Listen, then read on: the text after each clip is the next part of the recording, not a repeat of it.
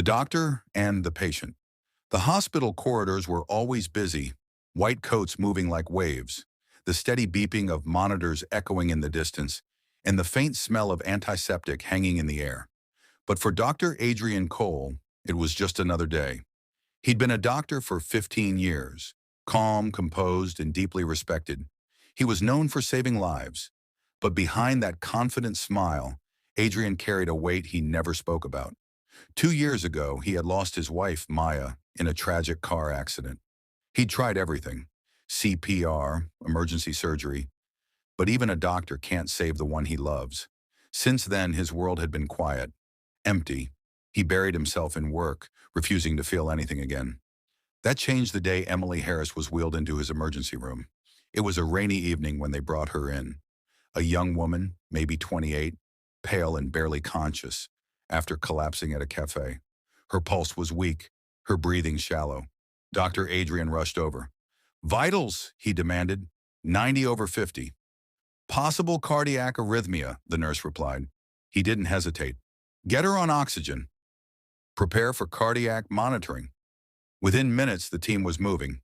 Wires, IVS, in quiet urgency. Adrian's voice was firm but calm. Then suddenly, the monitor flatlined. Everyone froze. "Code blue!" Adrian shouted. They began chest compressions. 1, 2, 3, nothing. He grabbed the defibrillator. Clear! A jolt of electricity surged through her body. Still nothing. Another round. Clear! Then a faint beep. Another. And another. Her heart was beating again. He sighed deeply, wiping sweat from his forehead. "She's back," he whispered. Hours later, when she finally opened her eyes, Adrian was sitting beside her bed reading her chart. Her voice was weak. Where am I?" He looked up gently. "You're in St. Mary's Hospital. You had a cardiac arrest, but you're stable now." She blinked, trying to process. "You saved my life." He smiled faintly. "That's my job." But something about her voice, calm, fragile, but filled with quiet strength, lingered with him. Her name was Emily Harris, a freelance writer living alone in the city. She'd been under a lot of stress. Late nights, too much coffee, not enough sleep. Over the next few days, she remained under observation, and Adrian visited her often. At first, it was routine, checking vitals, reviewing test results. But soon their conversations grew longer. They talked about everything: books, movies, life, loss. Emily had this way of speaking, soft but sharp, with a mix of curiosity and empathy that disarmed even the most guarded hearts. One afternoon, she asked him quietly, "You always seem calm, doctor, but I can tell there's sadness in your eyes. Have you ever lost someone?" The question caught him off guard. For a long moment, he said nothing. Then he finally spoke. "My wife, 2 years ago. I couldn't save her." Emily looked down, her eyes glistening. "I'm sorry," she whispered. "That must have broken you." He smiled sadly. "It did. But work keeps me from falling apart." She nodded softly. "Maybe you need more than work to heal." Over the weeks that followed, Emily's health improved. And so did Adrian's spirit. He found himself smiling more, talking more. He hadn't laughed in years until she made him. And though he tried to keep things professional, he couldn't deny it. He looked forward to seeing her every day. But something about her condition bothered him. Her test results were strange, inconsistent. One day her vitals would be perfect, the next dangerously unstable. He ordered more tests, blood work, scans, everything. When the results came in, he froze. Emily's illness wasn't caused by stress. She had a rare heart condition, cardiomyopathy, advanced and worsening. And the truth hit him like a storm.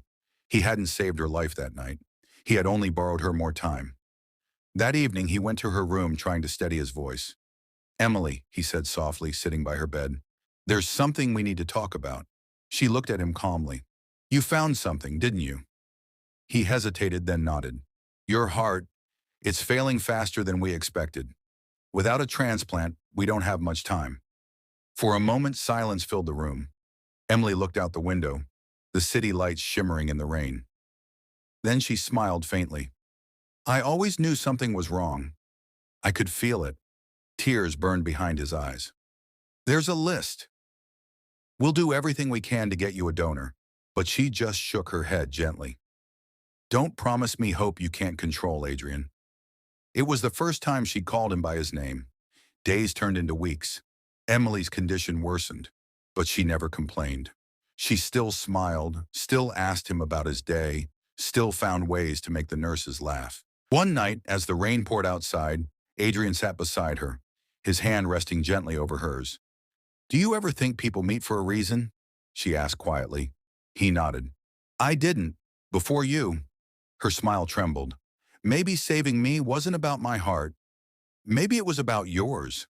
He couldn't hold back anymore. Tears filled his eyes. He realized she wasn't just a patient anymore. She was the reason he'd started feeling alive again. Then one morning, everything changed. A call came in. A donor heart had been found. Adrian rushed to Emily's room, breathless with hope. Emily, we have a chance, he said, gripping her hand. A compatible donor. Surgery's in an hour. Tears welled up in her eyes. Are you serious? He nodded, smiling for the first time in years. The surgery was complex. Hours passed like seconds. Adrian watched from the observation deck, hands trembling. And then, after what felt like forever, it was done. Her new heart was beating, strong, steady, alive. He closed his eyes, whispering, Thank you. Weeks later, Emily walked again, her skin glowing, her laugh echoing through the hallways. And Adrian was there for every step. When she was finally discharged, she stood by the hospital doors looking at him. So, doctor, she said playfully, does this mean I'm free to live again? He smiled softly. Yes, and this time, live for both of us. She tilted her head. Both of us? He looked into her eyes. You gave me back my life, Emily. Maybe now, we can live it together. Her lips curved into a smile, the kind that felt like sunrise after a long, endless night. Months later, they opened a small clinic together. The Maya Foundation, named after his late wife. A place that helped patients not just heal, but live again. And every morning, as sunlight poured into the clinic windows, Adrian would glance at